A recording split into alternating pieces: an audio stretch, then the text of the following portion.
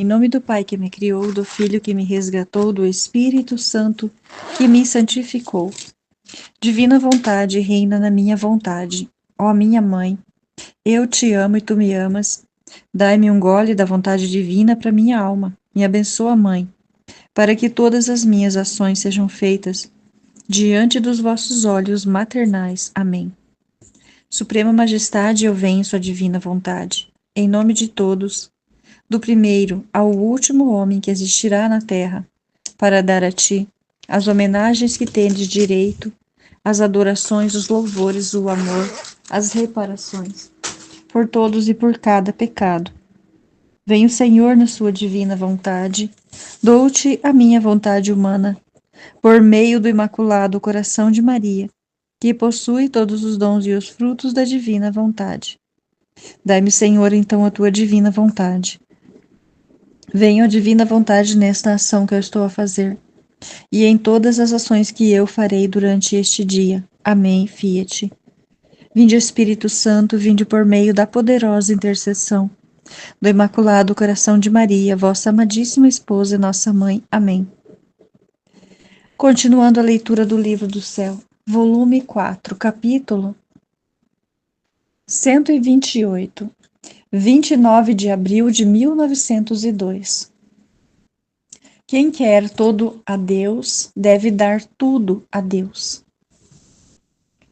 Esta manhã, o meu adorável Jesus veio por pouco tempo dizendo-me: minha filha, que tudo quer de Deus, quem tudo quer de Deus, deve dar-se tudo ele mesmo a Deus. Então deve dar-se tudo ele mesmo a Deus. E parou sem me dizer mais nada. Então eu ouvi perto de mim e disse: Senhor, tem compaixão de mim. Não vês como tudo está árido e seco? Parece-me que me tornei tão seca como se jamais tivesse tido nem gota de chuva. E ele: melhor assim. Você não sabe que quanto mais a lenha está seca, tanto mais fácil o fogo a devora e a converte em fogo? Basta uma única faísca para acendê-la. Mas se está cheia de humores e não bem seca, é preciso grande fogo para acendê-la e muito tempo para convertê-la em fogo. Assim na alma. Quando tudo está seco, basta uma só centelha para convertê-la todo em fogo de amor divino. E eu: Senhor, zombas de mim? Como então tudo é feio? E adicionalmente, que coisa você deve queimar se tudo estiver seco? E ele: não zombo, não. E você mesma não compreende que quando não está seco tudo na alma, o humor é a complacência, o humor é a satisfação, o humor o próprio gosto, o humor é a estima própria.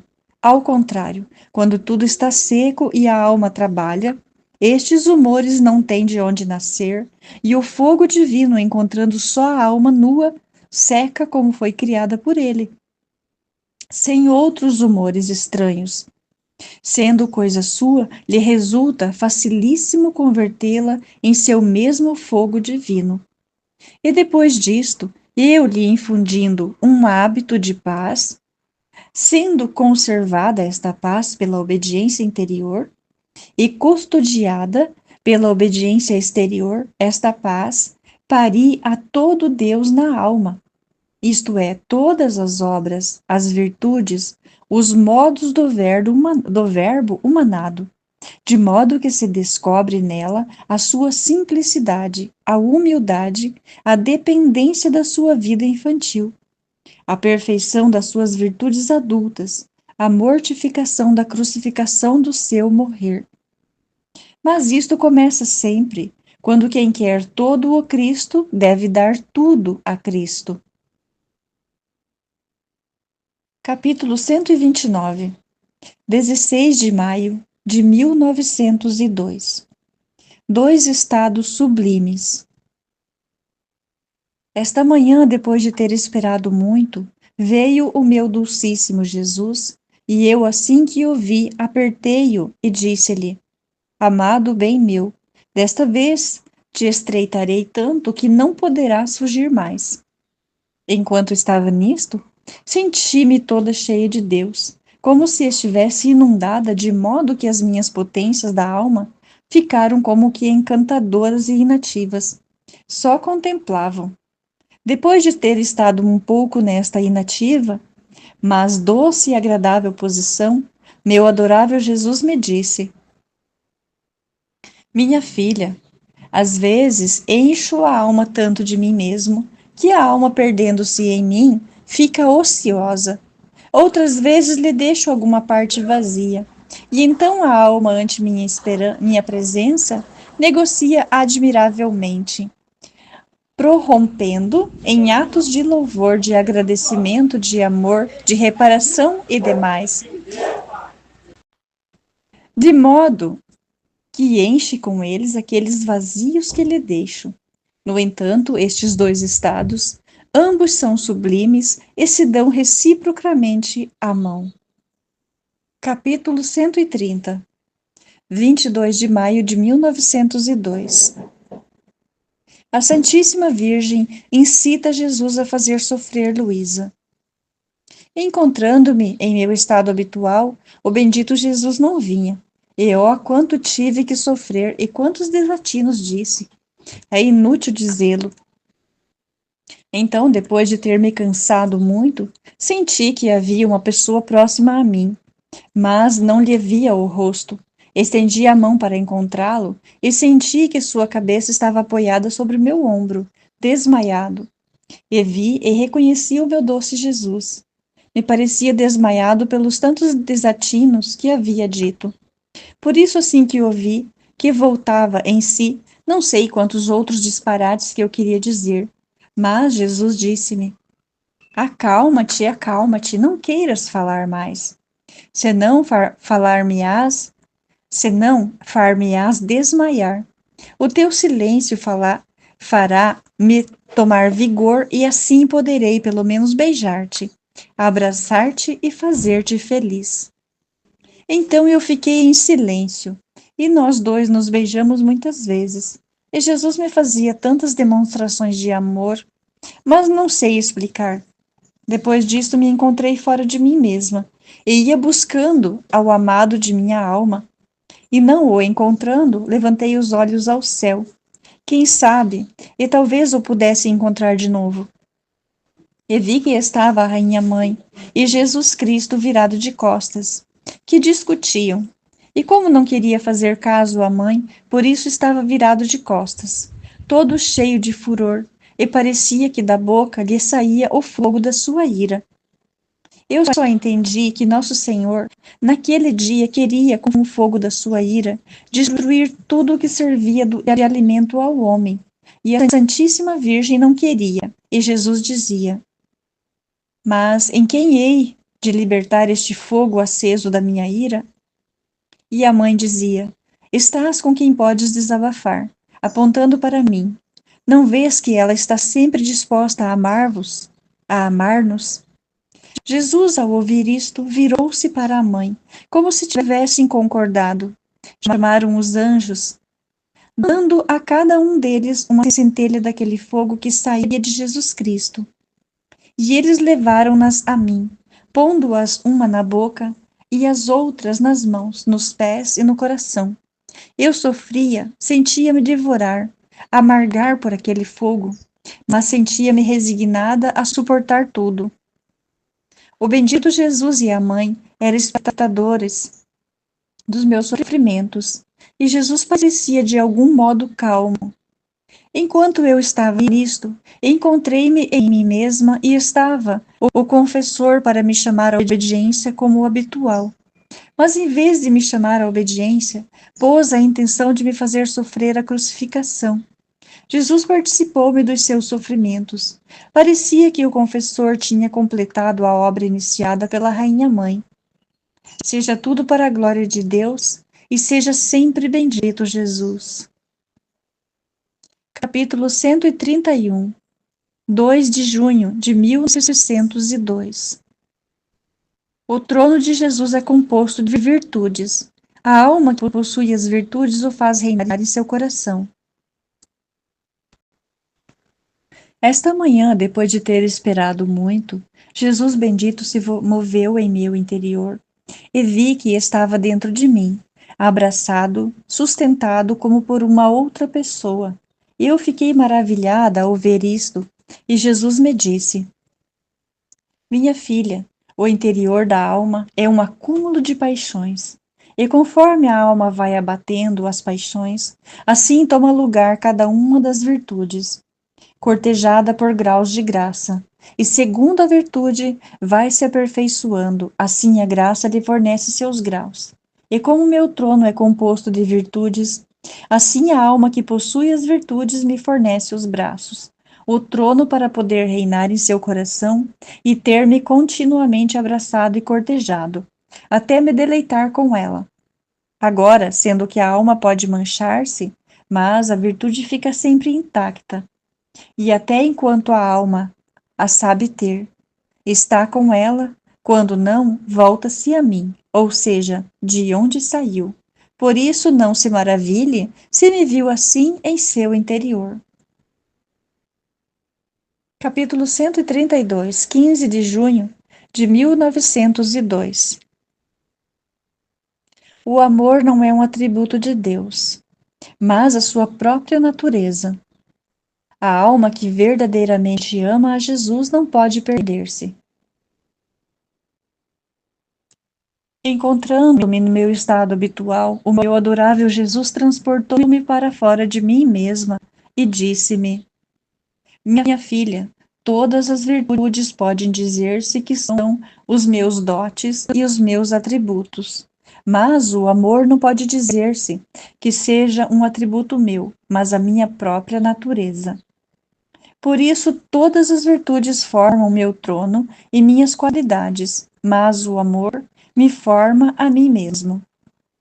Ao ouvir isso, eu me lembrei que no dia anterior eu tinha dito a uma pessoa que eu temia pela insegurança da salvação, de quem de quem verdadeiramente ama a Jesus Cristo, pode estar seguro de salvar-se. Eu considero impossível que Nosso Senhor afaste de si uma alma que de todo o coração o ama. Por isso pensemos em amá-lo e teremos em nosso próprio punho nossa salvação. Então perguntei ao amante Jesus se tinha dito mal, e ele acrescentou: Amada minha, com razão você disse isto, porque o amor tem isto de próprio, o formar de dois objetos um só, de duas vontades uma só. Assim que a alma que me ama forma comigo uma só coisa, uma só vontade. Então, como pode separar-se de mim? Muito mais que sendo minha natureza amor? Onde encontra alguma centelha de amor a natureza humana, em seguida a une ao amor eterno. Então, assim como é impossível formar de uma alma duas almas, de um corpo dois corpos, assim é impossível que se perca quem verdadeiramente me ama.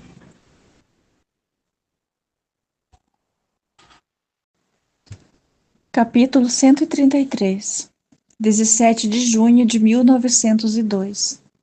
A mortificação produz a glória.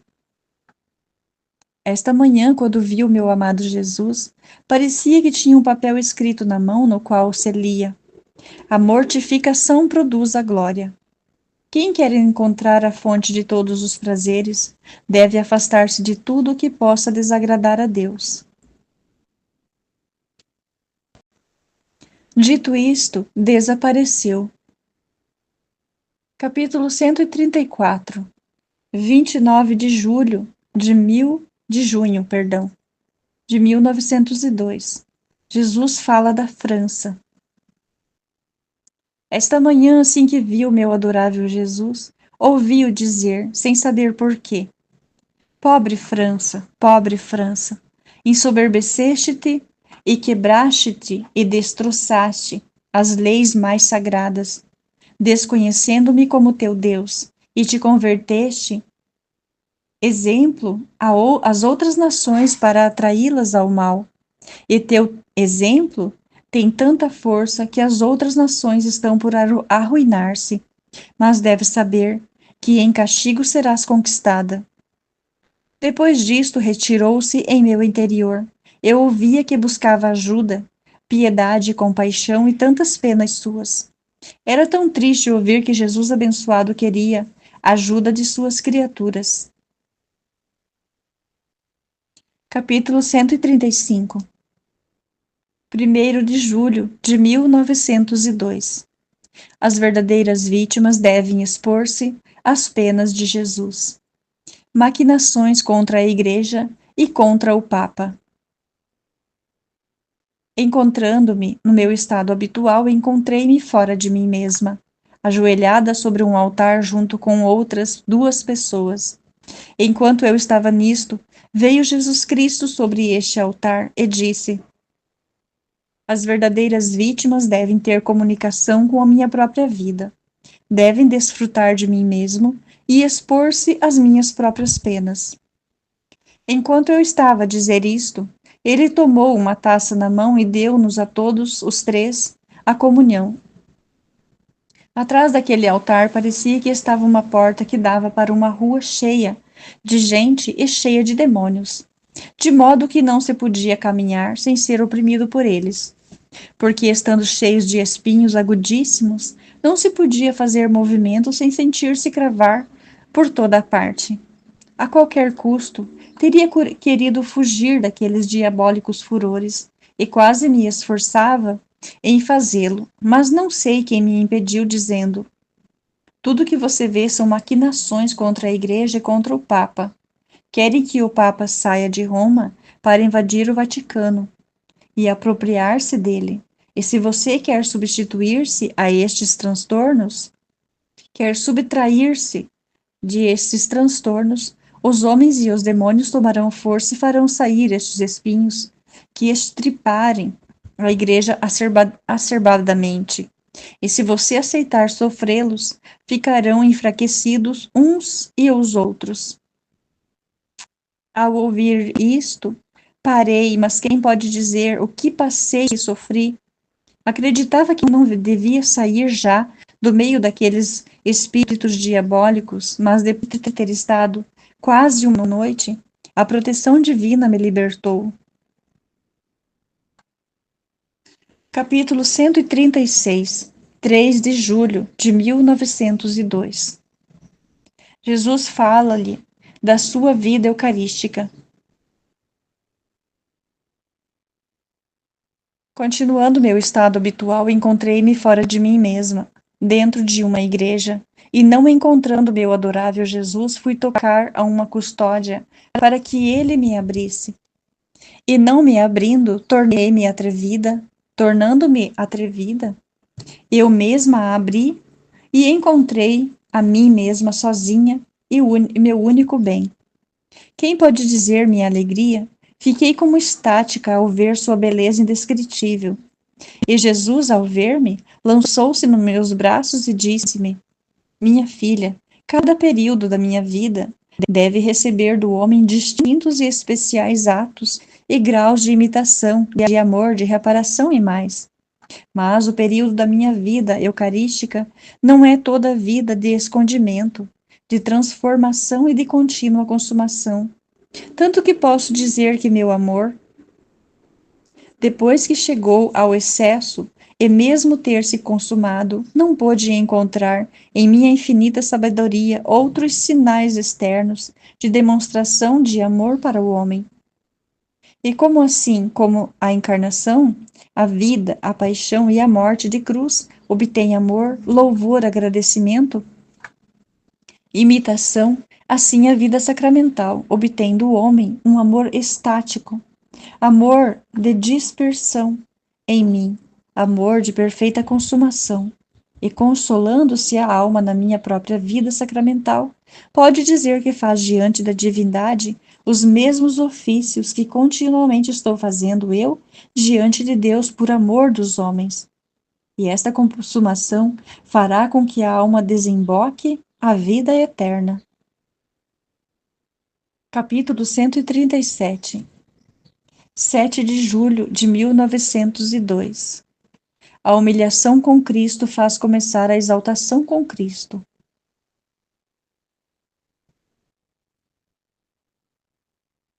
Esta manhã, não vindo o bendito Jesus, sentia-me toda confusa e humilhada, depois de ter esperado muito.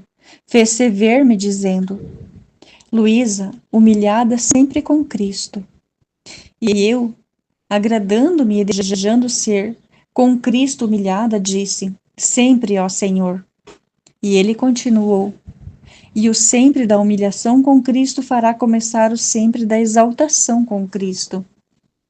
Assim compreendia que por quantas humilhações sofre a alma com Cristo e por amor de Cristo, e se estas são contínuas, o Senhor outras tantas vezes a exaltará, e essa exaltação a fará continuamente ante toda a corte celestial, diante dos homens e até diante dos mesmos demônios.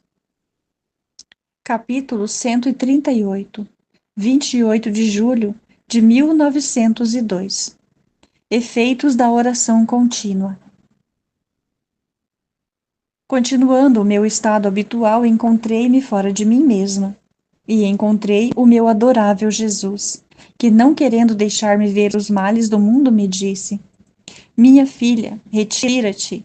Não queiras ver os males gravíssimos que há no mundo. E ao dizer isto, me retirou ele mesmo, e ao me conduzir, disse: O que te recomendo é o espírito de contínua oração, este buscar sempre a alma e conversar comigo, seja com o coração, seja com a mente, seja com a boca, e até com a simples intenção. A faz tão bela a minha vista, que as notas de seu coração harmonizam com as notas do meu coração. E eu sinto-me tão atraído para conversar com esta alma, que não só lhe manifesto as obras ad extra da minha humanidade, mas vou-lhe manifestando algumas coisas das obras ad intra, que a divindade fazia na minha humanidade. E não só isto, senão que é tanta a beleza que faz adquirir o espírito de contínua oração, que o demônio é atingido como por um raio e fica frustrado nas insídias com as quais tenta prejudicar esta alma. Dito isto, desapareceu, e eu me encontrei em mim mesma.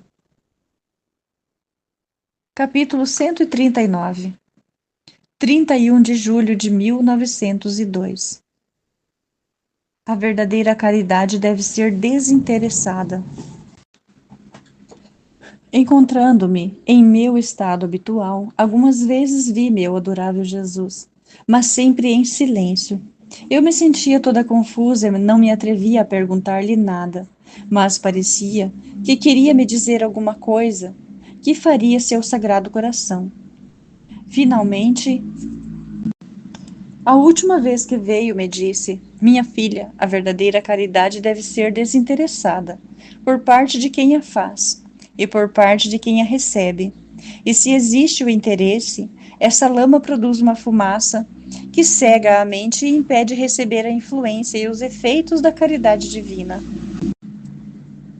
Eis porque, em tantas obras, até santas que se fazem, tantos cuidados caritativos que se realizam, se sente como um vazio e não recebem o fruto da caridade que fazem. Capítulo 140, 2 de agosto de 1902. Jesus, em todo o curso de sua vida, reparava por todos em geral, e por cada um em particular. Esta manhã, meu adorável Jesus, depois de me ter feito esperar muito, de improviso veio expandindo raios de luz, e eu fiquei investida por aquela luz, e não sei como me encontrei dentro de Jesus Cristo. Quem pode dizer quantas coisas compreendia dentro daquela humanidade santíssima? Só sei dizer que a divindade dirigia em tudo para a humanidade, e como a divindade, em um mesmo instante, pode fazer tantos atos quantos cada um de nós pode fazer em todo o período da vida, e quantos mais queira fazer. Então, sendo que na humanidade de Jesus Cristo opera a divindade, compreendia com clareza que Jesus bendito, em todo o curso da vida, refazia por todos em geral, e por cada um em particular, tudo o que cada um está obrigado a fazer a Deus. De modo que adorava a Deus por cada um e em particular. Agradecia, reparava, glorificava por cada um, elogiava, sofria, rogava por cada um. Então compreendia que tudo o que cada um deve fazer já foi feito primeiro no coração de Jesus Cristo. Capítulo 141. 10 de agosto de 1902. Privações, lamentos e necessidade dos castigos. Encontrando-me extremamente aflita pela perda de meu sumo bem, meu pobre coração é dilacerado continuamente e sofre uma morte contínua. Agora, vindo o confessor, estava lhe dizendo meu pobre estado, e ele começou a chamá-lo e a pôr intenção, mas que minha mente ficava suspensa. Por uns instantes, via como um relâmpago e fugia e voltava em mim mesma sem vê-lo. Oh, Deus, que pena! São penas que nem sequer se podem explicar. Então, depois de ter esperado muito, finalmente veio, e ao me queixar com ele, me disse: minha filha, se não soubesses a causa da minha ausência, terias talvez alguma razão para lamentar-te. Mas sabendo que não venho porque quero castigar o mundo, injustamente te lamentas. E eu: o que o mundo tem a ver comigo? E ele: sim, tem que ver. Porque ao vires tu me dizes: Senhor, quero dar-te satisfação por eles, quero sofrer por eles. E eu, sendo justo, não posso receber de um e de outro a satisfação de uma dívida. E querendo tomar de ti a satisfação, o mundo não faria outra coisa que se ensoberbecer sempre mais. Enquanto nestes tempos de rebelião são tão necessários os castigos, e se não faço isto, se tornarão tão densas as trevas, que todos ficarão cegos. Enquanto dizia isso, encontrei-me fora de mim mesma, e via a terra toda cheia de trevas, apenas alguma estela de luz. Que será do pobre mundo? Dão muito que pensar as coisas tristíssimas que acontecerão. Capítulo 142. 3 de setembro de 1902. Diz Jesus: tudo o que mereci na minha vida, cedi-o a todas as criaturas, e de modo especial a superabundante a quem é vítima por amor meu. Esta manhã, me encontrando em meu habitual estado, senti que me via um mal natural, tão forte que me sentia morrer. Então, temendo que pudesse passar do tempo para a eternidade, e muito mais temia porque o bendito Jesus apenas vem, e ao mais como sombra, porque se viesse segundo o seu costume, eu não temeria para nada. Então, para fazer que me encontrasse em bom momento, rogava ao Senhor que me cedesse o exercício de sua santa mente para satisfazer pelos males que tenha podido fazer com os meus pensamentos, seus olhos, sua boca, suas mãos, seus pés, seu coração e todo o seu corpo santo para satisfazer por todos os males que tenha podido cometer, e por todo o bem que devia fazer e não fiz. Enquanto isso fazia, o bendito Jesus veio vestido de festa, em ato de me receber em seus braços e me disse: minha filha, tudo o que mereci, cedi-o a todas as criaturas, e de modo especial, a superabundante a quem é vítima por amor meu. Então tudo o que queiras te entrego não só a ti, senão a quem tu queiras. E eu, lembrando-me do confessor, disse-lhe: Senhor, se me levares, peço-te que contentes o Pai. E ele: é certo que alguma recompensa recebeu graças à caridade que te tem e como ele cooperou, vindo tu a mim no ambiente da eternidade. Outra recompensa lhe darei. O mal aumentava sempre mais, mas me sentia feliz me encontrando no porto da eternidade. Enquanto estava nisto, o confessor veio e chamou-me à obediência. Eu teria querido calar tudo, mas ele me obrigou a dizer tudo, e saiu com o habitual estribilho de que não devo morrer por obediência. Apesar de tudo isso, o mal não cessava.